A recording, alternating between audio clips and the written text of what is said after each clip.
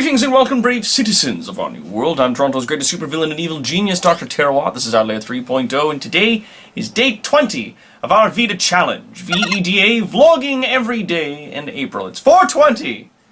Ah yes, and the internet is ablaze with all kinds of jokes and jibber-jabber and chit-chat with regards to the marijuana, as it were. I'm particularly excited about that, and I'm going to talk about this a little bit more as the episode goes on, because this year, the federal government is legalizing and regulating recreational cannabis across Canada. Now, Ontario has passed new laws following extensive public and stakeholder engagement about how, where, and who can buy, possess, and consume cannabis in the province, in Ontario specifically. These rules are similar to those that are in place for alcohol and tobacco, with some differences. There will be things like the minimum age will be 19 for use. It will only be usable in private residences, including the outdoor space of a home, for example, like a porch or a backyard. Also, your unit or on your balcony if you live in a multi-unit building, like an apartment or a condominium, but that depends on the building's rules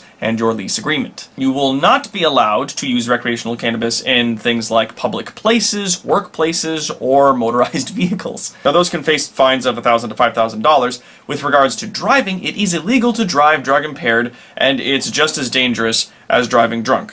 Now, there's a lot of people that say that they're better when they're high, but just stop. If a police officer finds that you're impaired on cannabis, then you could face things like immediate license suspension, financial penalties, vehicle impoundment, criminal records, jail time, stuff like that. Currently, police officers are looking to use, or to get authorization to use, oral fluid screening devices at roadside once a federally approved device is available, and then those will be implemented to help police officers sort of regulate the thing on the road, because you can't just point at someone and say, well, they're high. And actually, that's a point that I want to bring up. I'm legitimately concerned because I feel like this is a new avenue for police officers not to be held accountable for their actions. Like, this is just another way that police officers can bully minorities, and that's a thing that concerns me legitimately. Like, how accurate are these tests, and will the tests that they do when they swab your mouth looking for any kind of evidence that you are impaired with marijuana in your system or something like that, like THC impairment or CBD, then like, how accurate are those tests, and are the results of those tests kept anywhere? Like, are they recorded digitally in their system? Can they show how easy is that to tamper with, etc., etc.? My concern is if they suddenly make these things available, then, you know, it's not something that's well tracked and documented, then it is a way for law enforcement to bully people, and I don't want that. There's also going to be a zero tolerance for young novice and commercial drivers, so if you're under 21, you have only a G1, G2, or M1, M2 license, or you're operating a commercial vehicle, or you're driving a road building machine, obviously that's no good. And when it is legal, people 19 and over will be able to purchase cannabis in person or online through the Ontario Cannabis Store. Online orders will be delivered safely and securely, so they say. You will be able to possess, as they're saying, about 30 grams, about an ounce of dried cannabis in public at any time. And you will be able to grow up to 4 plants per residence, not per person. And you will be able to purchase legal seeds and seedlings from the Ontario Cannabis Store. Now, with regards to consumption in the workplace, we already have strict rules in place that make sure that workplaces are safe. Consuming recreational cannabis in the workplace is illegal and will continue to be after legalization. I know that alcohol is currently already legal for people to, you know, pour themselves a drink in a boardroom office or something like that, as they talk about, you know, political deals, clinking with the ice and all that. When you're drinking, it's just you, but when you're smoking, there's other people that are affected by that, which is why smoking in general is not allowed inside anymore, so cannabis is really no different. Now, medical cannabis is subject to different rules than recreational cannabis. The production and sale of medical cannabis is regulated exclusively by the federal government. If a healthcare professional has already authorized you to use cannabis for medical reasons, your access will not change when recreational cannabis is made legal. The only way to purchase medical cannabis is from a federally licensed producer online by written order or over the phone and delivered by secure mail, etc., etc.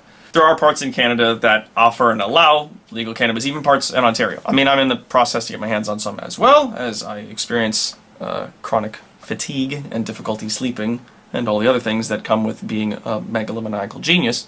And that's basically it. I mean, I know that the government was looking to do it on Canada Day, and I'm fingers crossed hoping that they actually manage that, because if they do, then it marks it as, you know, the day that marijuana was legalized was Canada Day. Like, it's the day that goes down in history, bam, and it's either you do it the 20th of April or you do it on Canada Day. Like, it's one or the other, so I'm hoping that they keep that up. Fingers crossed. Now, the other thing that I'd like to do today, other than talking about marijuana and how I'm excited because it's a fantastic drug, and I haven't talked to a medical care professional who hasn't said it's amazing and that people have been using it for thousands of years to treat all manner of ailments, but the war on drugs that happened in the States in the last century just basically ruined everything for everybody, because what doesn't America ruin for everyone? I wanted to talk about another thing that I wanted to do today.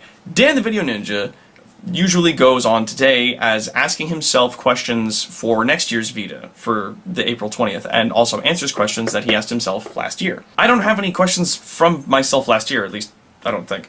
And so, here are some questions for future me. Where are you now? Is it where you thought you'd be? What kind of twists have you had to endure? How's your health? It's the thing that you consistently struggle with, aside from the myriad of other things that you deal with on a day-to-day basis. But we started April this year, 2018, with trying to get our health back on track. Instead of starting strong and then almost dying by the end of V.E.D.A, we wanted to start where we were, which wasn't great, because we've slid a lot leading up to that point, and we wanted to end April on a strong note. We wanted to get healthier as it was going. Have we kept up that trend? How are you doing? Have you exacted your revenge? Have you laid the people that have wronged you in the cold ground? Have you picked up any new skills? Have you learned anything in specific from now till now? And that's all the time that we've got for today. Thank you everybody for leaving your comments in the comment section down below. I'm doing my best to sort of respond and interact with as many of you as I can. And we're going to be getting back to questions, but not just yet. Tomorrow and Sunday are two separate events, so likely the last week that we've got of V.E.D.A, I'm going to chug back into doing the last few questions and whatnot. We'll have a tally at the end to see how many of those that we've answered. But until next time, my brave citizens, I'm Toronto's greatest supervillain and evil genius, Dr. Terawatt. This is our Layer 3.0, and I will see you again tomorrow on our next episode of V.E.D.A. End of line.